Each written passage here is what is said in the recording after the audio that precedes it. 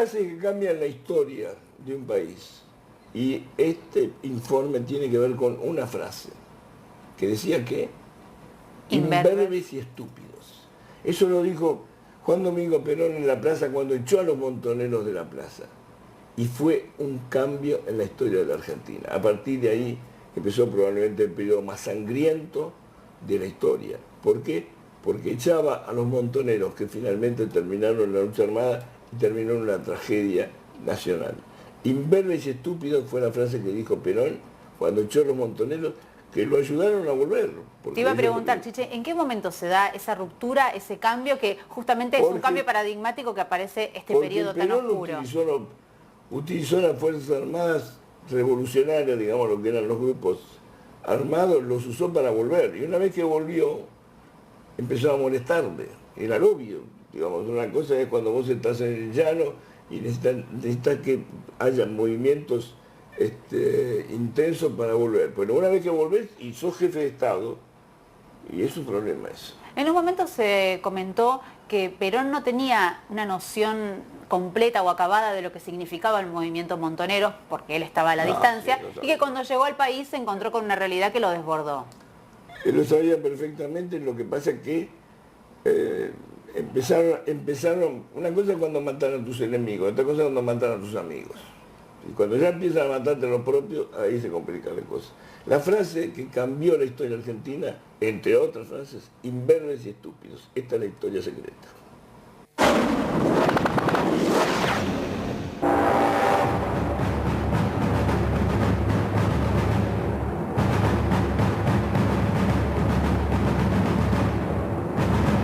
Por aquellos días se vivían épocas difíciles y violentas en la Argentina. En el seno del peronismo, dos bandos perfectamente identificados se disputaban a sangre y fuego los espacios de poder en torno a Perón.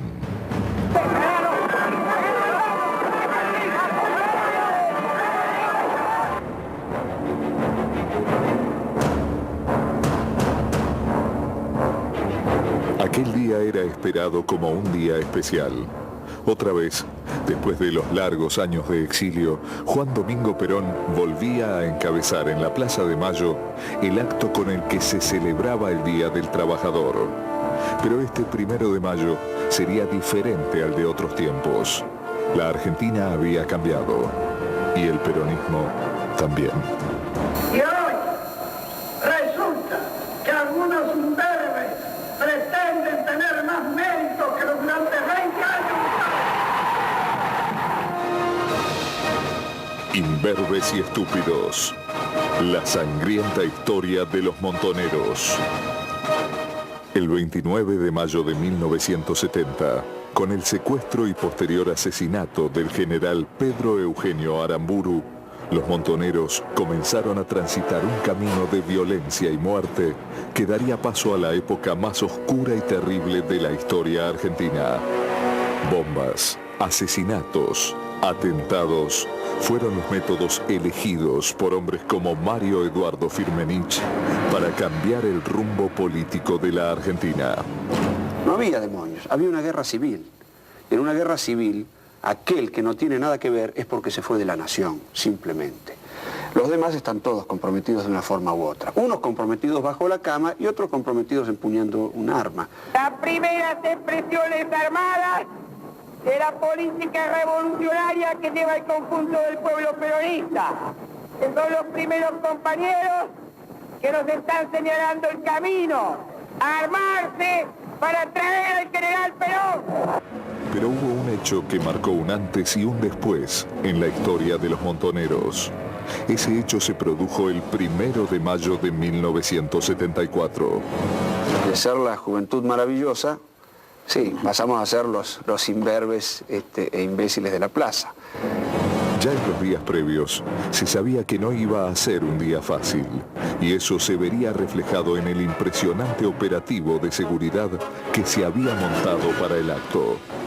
Todos sabían que en ese 1 de mayo algo iba a pasar. Nosotros fuimos específicamente a ese acto, específicamente con la consigna explícita de no silbar a Isabel.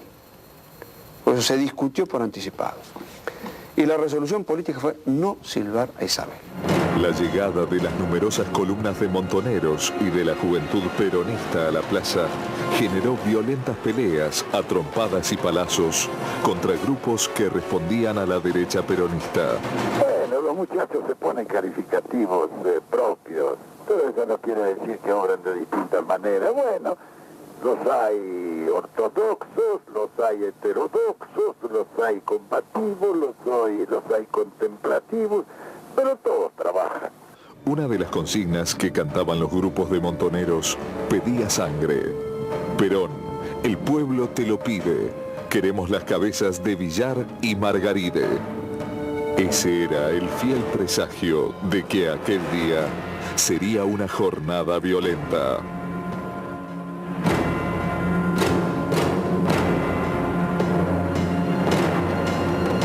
Luego de la muerte de Perón y con el gobierno copado por José López Rega y la AAA, los montoneros decidieron pasar a la clandestinidad y desde esa posición atacar con toda dureza a sus enemigos. Y así sucedería el 1 de noviembre de 1974.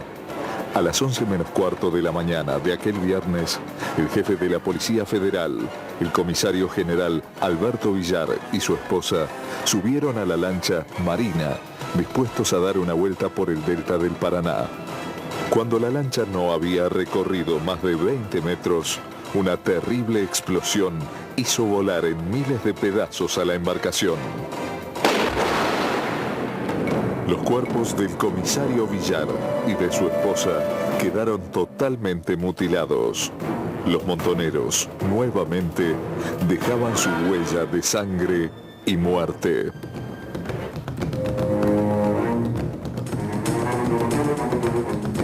Perón salió al balcón de la Casa Rosada rodeado de dirigentes sindicales.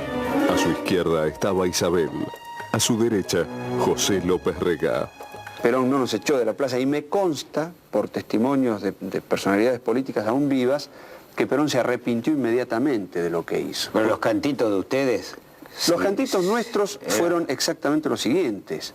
¿Qué pasa, general, que está lleno de gorilas el gobierno popular? Y lo decíamos básicamente por López Rega. El cantito que yo escuchaba, que pegaba unos saltos tremendos Isabel Martínez de Perón, era: si Evita viviera, Isabel sería copera. No, Eso salió del sector donde estaban ustedes, cerca de la catedral. Ese cantito que algunos lo cantaron fue a posteriori en el enardecimiento de los garrotazos que recibían.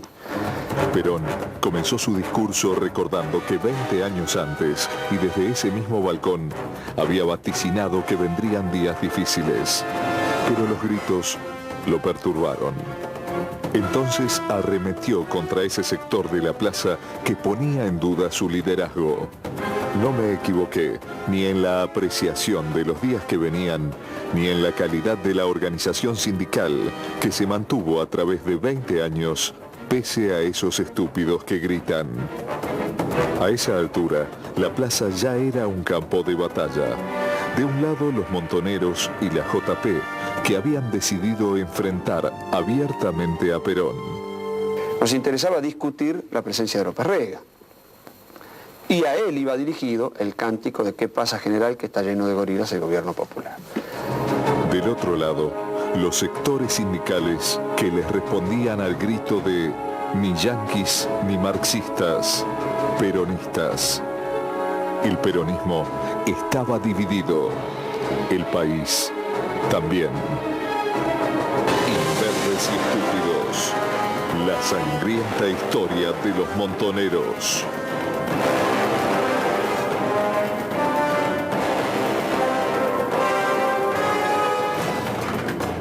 El 18 de junio de 1976, como ya lo había hecho muchas otras veces, Ana María González se quedó a dormir en la casa de la familia Cardoso.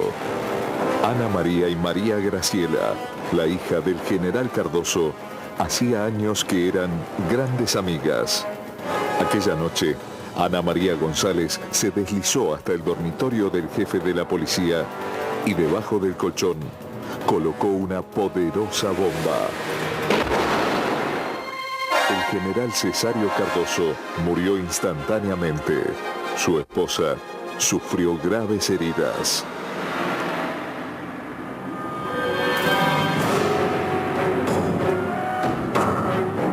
Perón intentó seguir con su discurso como si nada, pero eso no sería posible. Después de escuchar a Perón llamarlos estúpidos, los montoneros reaccionaron aún con más violencia de la que habían exhibido hasta ese momento y arremetieron contra la figura de Isabel.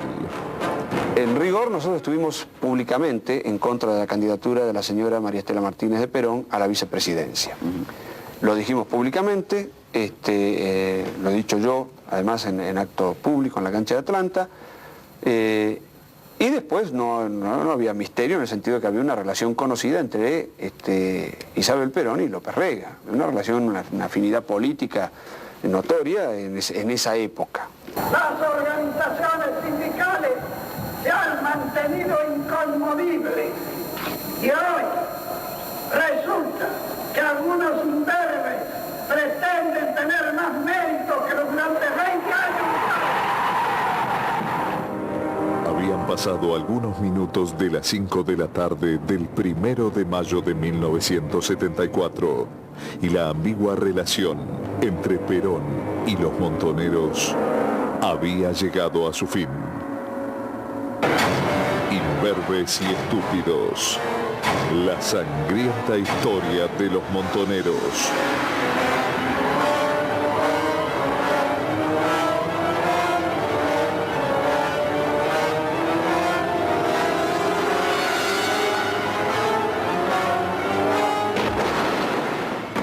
El atentado contra el edificio ubicado a una cuadra del Departamento Central de Policía constituyó uno de los ataques más salvajes e irracionales de los montoneros. En ese terrible atentado murieron 20 personas y hubo un total de 60 heridos. A sangre y fuego, los montoneros seguían escribiendo su historia.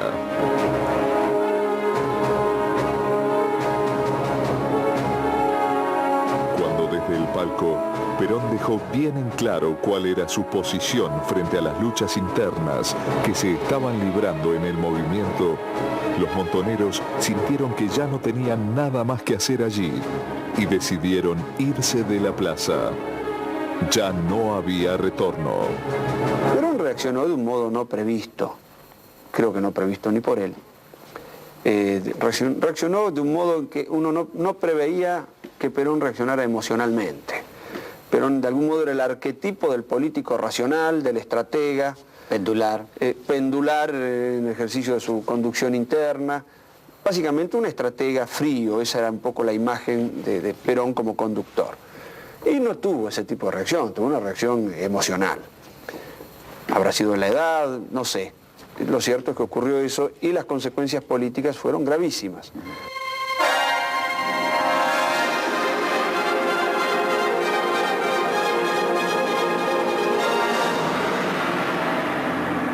El 1 de mayo de 1974 fue un día decisivo para la historia argentina. Los montoneros quedaron frente a una encrucijada y eligieron la opción más trágica. A partir de aquella tarde, la muerte y la violencia serían moneda corriente en todos los rincones de la Argentina.